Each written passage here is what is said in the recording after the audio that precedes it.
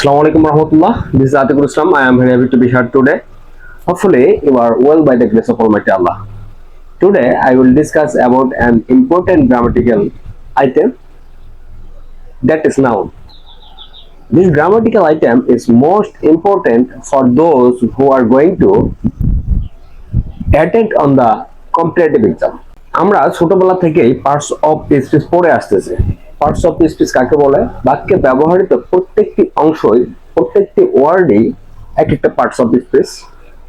Parts of speech কত প্রকার? Parts of speech 8 প্রকার। পার্টস অফ স্পিচ যে 8 প্রকার, এই 8 প্রকারের মধ্যে নাউন এক প্রকারের পার্টস অফ স্পিচ। এই নাউন অত্যন্ত সহজ আবার অত্যন্ত গুরুত্বপূর্ণ। কিভাবে? বিগিনিং লেভেলের যে স্টুডেন্টরা আছে, যারা গ্রামার শিখতেছে, তারা পার্টস অফ স্পিচ শেখার সময় এট ফার্স্ট তারা নাউন শিখে থাকে। আবার যারা কম্পিটিটিভ এক্সামের জন্য প্রস্তুতি নিচ্ছে, তাদের জন্য সমানভাবে গুরুত্বপূর্ণ এই নাউন। কেননা সকল কম্পিটিটিভ এক্সামেই দেখা যায় মোটামুটি নাউন থেকে কোনো না কোনো প্রশ্ন এসে যায়। নাউন সহজ কিন্তু গুরুত্বপূর্ণ, এই কথাটার অর্থ হচ্ছে এই নাউন আমাদের এতটা ভালোভাবে জানা উচিত যাতে করে যদি কোনো কম্পিটিটিভ এক্সামের কোশ্চেন এসে যায়, এখান থেকে যাতে ভুল হওয়ার কোনো সম্ভাবনা না থাকে। রাইট, আজকে আমরা এই নাউন সম্পর্কে একটু বিস্তারিত জানার চেষ্টা করবো ইনশাআল্লাহ। তো চলেন দেখা যাক নাউন। নাউনের অর্থ কি? নাম।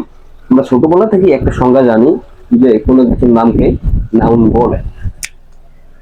সংজ্ঞা কি জানি? কোনো কিছুর নামকে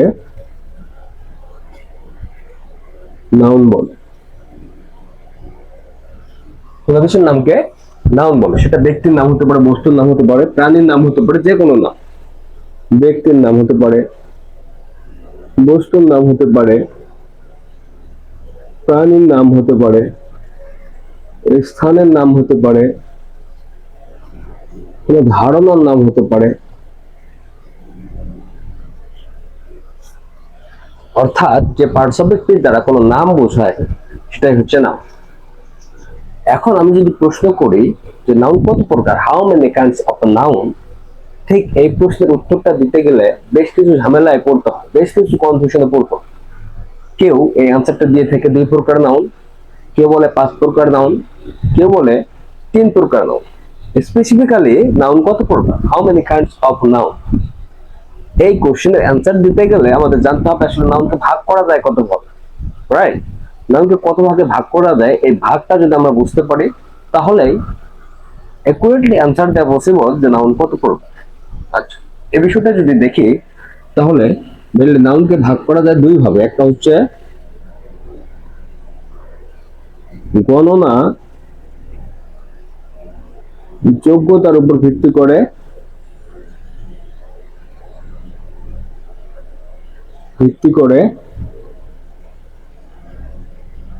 গণনা যোগ্যতার উপর ভিত্তি করে।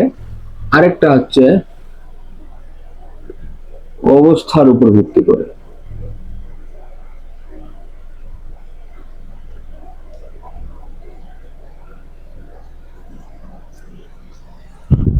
একটা হচ্ছে গণনা যোগ্যতার উপর ভিত্তি করে, একটা হচ্ছে অবস্থার উপর ভিত্তি করে। মেইনলি আমরা যদি নাউনকে ভাগ করি তাহলে এই 2 ভাগেই কিন্তু ভাগ করা যায়। এখন একটু যদি বিশ্লেষণে আসি তাহলে আমরা জানি যে নাউন 2 প্রকার, একটা হচ্ছে কনক্রিট নাউন, একটা হচ্ছে অ্যাবস্ট্রাক্ট নাউন। এই 2 প্রকারের মধ্যে কোন প্রকারের মধ্যে সেটা পড়ে সেটা জানতে হবে। কনক্রিট নাউন কি? কনক্রিট নাউন হচ্ছে যে নাউন দেখা যায়, ধরা যায়, ছোঁয়া যায়, স্বাদ নেওয়া যায়, ঘ্রাণ নেওয়া যায়, ঠিক এই নাউনগুলো হচ্ছে কনক্রিট নাউন। তার মানে সেটা অবশ্যই গণনা যোগ্যতার উপর পড়বে না, মানে এই ভাগে পড়বে না। তাহলে আমরা এর পরের ভাগে দেখি অবস্থার উপর ভিত্তি করে আমরা এটাকে ক্লাসিফিকেশন করতে পারি। তাহলে এটাকে কনক্রিট নাউন, কনক্রিট নাউন। এরপর যদি আসি কনক্রিট নাউনের পরে আরেক প্রকারের নাউন আছে কি? Abstract noun. যে নাউনটা দেখাও যাবে না, ধরাও যাবে না, ছোঁয়াও যাবে না, কেবলমাত্র অনুভব করা যাবে, সেটা হচ্ছে অ্যাবস্ট্রাক্ট নাউন। এটা হচ্ছে অ্যাবস্ট্রাক্ট নাউন, রাইট? আচ্ছা, এরপর গণনা যোগ্যতার উপর ভিত্তি করে যদি আমরা নাউন ক্লাসিফিকেশন করি তাহলে এখানে দুই প্রকারের পড়বে, একটা হচ্ছে কাউন্টেবল নাউন, আর একটা কি আনকাউন্টেবল নাউন,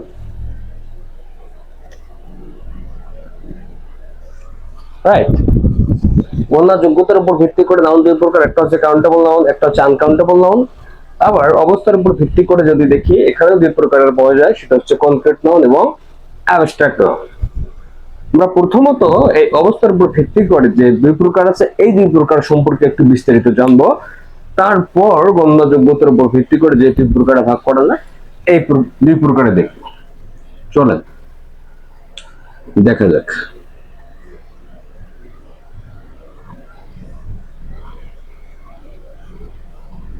আচ্ছা, প্রথমত অবস্থার উপর ভিত্তি করে আমরা কনক্রিট নাউনকে নিয়ে আসতে পারি।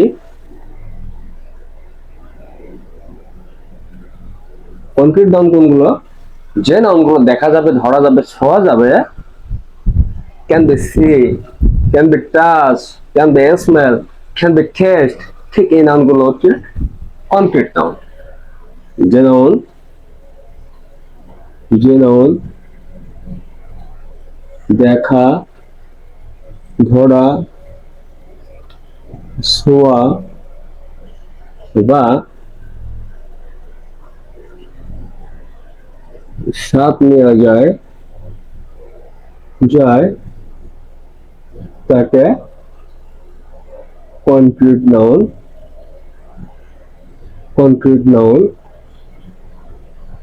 বলে। যেমন আমার হাতে যে কলমটা আছে, মার্কার আছে, মার্কারটা একটা কনক্রিট নাউন। ডাস্টার আছে, ডাস্টার একটা কনক্রিট নাউন। পেন আছে, এটা একটা concrete noun.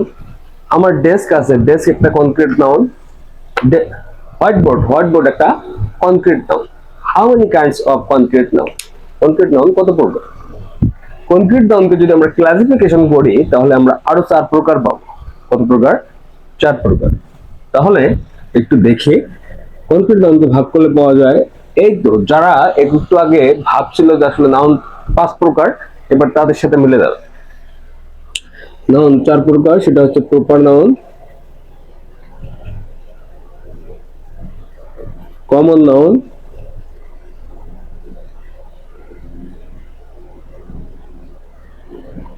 Collective noun, material noun,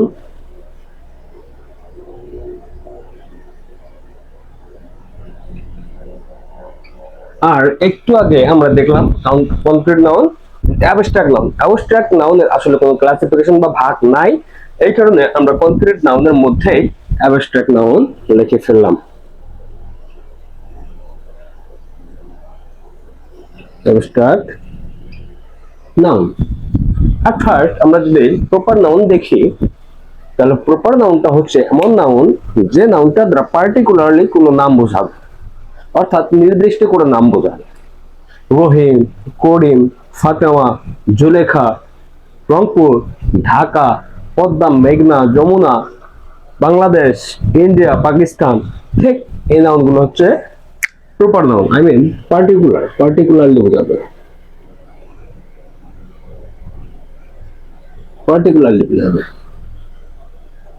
রহিম, ঢাকা, পদ্মা। আচ্ছা, এরপর যদি দেখি কমন নাউন হচ্ছে পৃথিবীতে ওই প্রকারের অত আছে একটা নাম দ্বারা যদি বলতে, সাধারণ একটা যদি নাম থাকে ওইটা হচ্ছে কমন নাউন। কোনটা? পৃথিবীতে যত ওই প্রকারের আছে সবগুলো একবারে বোঝাবে, সেটা হচ্ছে কমন নাউন, সাধারণ ভাবে বোঝাবে কমন নাউন দ্বারা, ঠিক আছে? যেমন আমরা যদি পৃথিবীর সকল ছেলেকে দেখি তাদের একটা কমন নাম আছে, কি? বয়। পৃথিবীতে যত মেয়ে আছে সবার কমন নাম হচ্ছে গার্ল। পৃথিবীতে যত ডক্টর আছে তাদের কমন নাম হচ্ছে কি? ডক্টর। পৃথিবীতে যত নার্স আছে সবার কমন নাম হচ্ছে নার্স। ঠিক এই ডক্টর অথবা নার্স, তার নাম যদি রহিম হয় তাহলে রহিম সেটা হয়ে যাবে প্রপার নাউন, যদি করিম হয় তাহলে করিম হয়ে যাবে প্রপার নাউন। কিন্তু সকলকে একবারে যদি বোঝায়, একসাথে যদি বোঝায়, তাহলে সেটা আবার কি হয়ে যাবে, কমন নাউন হয়ে যাবে। কালেকটিভ নাউন যদি দেখি, সমষ্টিবাচক বোঝাবে। কিরকম সেটা সমষ্টিবাচক বোঝাবে বলতে, একটু আগে আমরা দেখলাম রহিম, রহিম একটা ছেলে যদি হয় তার কমন নাউন হচ্ছে বয়। এরপর আমরা কয়েকটা বালককে যদি একসাথে দেখি তাহলে সেটা আমরা কি বলতে পারি, কয়েকটা মানুষ যদি একসাথে দেখি সেটা আমরা কি বলতে পারি, ক্রাউড বলতে পারি। রাইট, এই ক্রাউডটা হবে কি, ক্রাউড হবে রাইট, কালেকটিভ হবে সমষ্টিবাচক, সমষ্টিবাচক ক্রাউড হতে পারে কি, ক্রাউড হতে পারে কালেকটিভ নাউন। আর কি হতে পারে, ক্রাউডের পরে হতে পারে ফ্লক, কমিটি,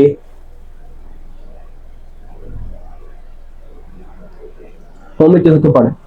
রাইট, তাহলে সমষ্টিবাচকের মধ্যে কি কি পড়তে পারে, যদি একসাথে আমাদের বেশ কয়েকটা বোঝায়, বেশ কয়েকটা যদি একসাথে বোঝায়, এটা মানুষ হতে পারে, গরু হতে পারে, ছাগল হতে পারে, হ্যাঁ মহিষ হতে পারে, আর কি হতে পারে, বেশ কয়েকটা পাখি যদি একসাথে বোঝায় তাহলে সেগুলো হবে কি কালেকটিভ নাউন। রাইট, এরপরে যদি ম্যাটেরিয়াল নাউন দেখি, ম্যাটেরিয়াল নাউন হচ্ছে পরিমাণবাচক। পরিমাণবাচক কিরকম সেটা, পরিমাণবাচক হচ্ছে এটা আমরা পরিমাণ করতে পারবো, বাট এটা কি করতে পারবো না, গণনা করতে পারবো না। যদি গণনা করা পসিবল, আমার মাথার চুল, রাইট, ওর মাথার চুল, এটা কি গণনা করা সম্ভব, গণনা করা যদিও যায় আমরা কি গণনা করি না, ঠিক, এটা হবে ম্যাটেরিয়াল, রাইট। এরপর চাল, চালকে আমরা কখনো বলি, দোকানদারকে বলি যে আমাকে গণনা করে দেন, 500 চাল দেন, 1000 ডাল দেন, বলি না তো, হ্যাঁ, তাহলে এটা কি হবে, এটাও ম্যাটেরিয়াল নাউন, রাইট। আমরা বাজারে গিয়ে কি বলি যে মামা আমাকে আলু কি করে দেন, পটেটো, আলু কি করে দেন, গণনা করে দেন, এটা বলি, কাউন্ট করে দেন, বলি না না, তাহলে এটা হয়ে যাবে কি, এটা আবার হবে ম্যাটেরিয়াল নাউন। তাহলে পরিমাণবাচক কি বাচক, পরিমাণবাচক। প্রাইস, এয়ার বাতাস, হেয়ার, ঠিক এই জাতীয় যত আছে, রাইস, এয়ার, হেয়ার, সুগার, আর কি হতে পারে, আরো অনেক আছে, water, wood, jute, coffee, rubber, medicine, সবগুলো কি হবে, সবগুলো কিন্তু ম্যাটেরিয়াল নাউন হয়ে যাবে, কারণ এগুলো আমরা গণনা করে নেই না, এগুলো পরিমাণ করে নিই, পরিমাপ করে নিই। এরপরে যদি অ্যাবস্ট্রাক্ট নাউন দেখি, অ্যাবস্ট্রাক্ট নাউন অর্থ হচ্ছে গুণবাচক। কি বাচক, গুণবাচক। যে নাউনটা দেখা যাবে না, ধরা যাবে না, ছোঁয়া যাবে না, কিন্তু আমরা কি করতে পারবো, অনুভব করতে পারবো। যেমন ফ্লাওয়ার, ফ্লাওয়ারকে যদি আমরা টাচ করি তাহলে কোমলতা, সফটনেস পাওয়া যায়, বাট সফটনেস কি দেখা যায়, সফটনেস তো দেখা যাবে না, কোমলতা দেখা যায়। একটা মানুষের মধ্যে আমরা সততা, একটা মানুষের মধ্যে সততা থাকে, সততা কি দেখা যায়, এবং কোশ্চেন হতে পারে, বলতে পারে কেউ যে কয়েকদিন আগে দেখলাম যে একজন মানুষ রাস্তার মধ্যে 500 টাকা পরে পেয়ে তার মালিককে ফিরিয়ে দিয়েছে, আমি তো তার মধ্যে সততা দেখতে পেলাম না। আপনি তার কর্মটা দেখতে পান, আপনি তার কর্মটা দেখতে পাইছেন, তার মধ্যে থাকা সততা দেখতে পান। ফ্রিডম, স্বাধীনতা কি দেখা যায়, স্বাধীনতা কিন্তু দেখা যায়। লাভ, ভালোবাসা দেখা যায়, দেখা যায়। হেট, ঘৃণা দেখা যায়, দেখা যায়। এই জাতীয় যত আছে সবগুলো কি হবে, সবগুলো অ্যাবস্ট্রাক্ট নাউন হয়ে যাবে, রাইট। তাহলে অ্যাবস্ট্রাক্ট নাউন গুণবাচক, এগুলো কি হবে, লাভ, হেট, ইগো, এডুকেশন, শিক্ষা দেখা যায়, শিক্ষা কিন্তু দেখা যায় না। তাহলে আমরা অ্যাবস্ট্রাক্ট নাউন সম্পর্কে জানলাম যে যেটা দ্বারা গুণবাচক বোঝায় কিন্তু দেখা যাবে না, ধরা যাবে না, ছোঁয়া যাবে না, সেটাই হচ্ছে অ্যাবস্ট্রাক্ট নাউন, রাইট। এখন এর মধ্য থেকে কোন নাউনটা বেশি important, collective noun, material noun, abstract noun সবথেকে বেশি ইম্পর্টেন্ট কাদের জন্য, কম্পিটিটিভ এক্সামের জন্য যারা প্রশ্ন দিচ্ছে তাদের জন্য। কারণ কোনো না কোনো কম্পিটিটিভ এক্সামে ঠিক এগুলোর মধ্যে থেকে কোনো না কোনো কোশ্চেন থেকে যায়। আজকের ভিডিওতে আমার মূল আলোচনার বিষয়বস্তু ছিল নাউন এবং নাউনকে কত ভাগে ভাগ করতে পারে, নাউনের প্রকারভেদের মধ্য থেকে অবস্থার উপর ভিত্তি করে যে নাউন আছে এর যে ব্যাখ্যা আছে, বিশ্লেষণ আছে, এর সংজ্ঞা আছে, উদাহরণ আছে, এই বিষয়গুলো একটু দেখার চেষ্টা করলাম।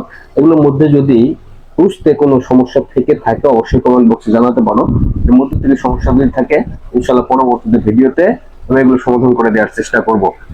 আর নেক্সট ভিডিওতে আমার গণনা যোগ্যতার উপর ভিত্তি করে যে দুই প্রকারে ভাগ করা যায় নাউনকে, এই দুই প্রকার নিয়ে আমার বিস্তারিত ভিডিও থাকবে। এই দুই প্রকার কিন্তু মোটামুটি ইম্পর্টেন্ট, মোটামুটি না, এক্সট্রিম লেভেলের ইম্পর্টেন্ট কম্পিটিটিভ এক্সামিনেশন।